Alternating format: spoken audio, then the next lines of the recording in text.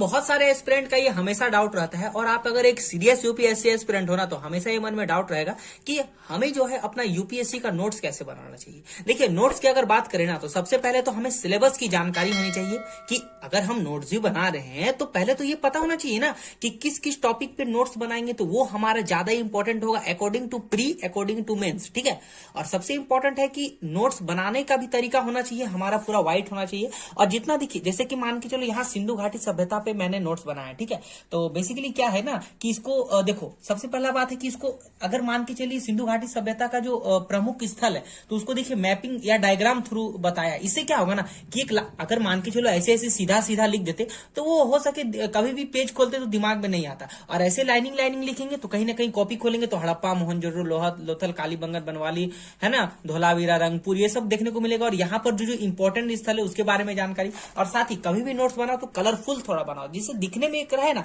कि हाँ भाई चलो नोट्स खोल के देखा, जैसे ये सिंधु घाटी की सभ्यता रेड है तो पता चलेगा नहीं सिंधु घाटी सभ्यता से यहाँ स्टार्ट है। उसके बाद यहाँ थोड़ा सा गैप गैप दे के लिए हमेशा नोट्स बनाओ ना, तो पेज से कभी भी कंजूसी मत करो। ठीक है, पेज का भरपूर यूज करो, चाहे वो जितना पेज लगे, कम में भी लगे, ज्यादा में भी लगे। ठीक है, और देखो यहाँ पर जो है मैपिंग के लिए जैसे कि मैंने छोड़ा हुआ है, और देखो यहाँ पर जो है नोट्स बनाया है, तो देखो जैसे कि मान के लो इंडस वैली सिविलाइजेशन पर, तो उसका देखो प्रमुख जो है नदी का नाम लिखा, उसके बारे में जो बसे शहर उसका नाम लिखा है, यहाँ पर रेड बिंदु दे करके कुछ लिखा है। तो ये सब बेसिकली कैसे नोट्स बनाया, ये सब ऐसा तो नहीं है कि कहीं से भी ऑटोमेटिक अपने से बना दिया, नहीं। इसके लिए क्या करते हैं ना, देखो यहाँ पर आप देखो, यहाँ पर देखो जैसे कि रामशरण शर्मा की किताब हो गई, और भी जैसे कि इसके लिए तो इसका यूज क्या है। बाकी देखो सबसे इंपॉर्टेंट हम यूज करते हैं इग्नू का बुक्स का, क्योंकि देखो इग्नू के जो बुक्स होते हैं ना वो बहुत इंपॉर्टेंट और बहुत डीपली दिए जाते हैं। ठीक है, इससे जो है मेंस के लिए एक अच्छा जो है ये बनता है, मतलब कि एक टॉपिक हमारे माइंड में आता है और लिखा हुआ रहता है, जिससे कि क्या होता है ना कि हमारा एक ज्यादा डीपली अंडरस्टैंडिंग बढ़ता है इससे। ठीक है,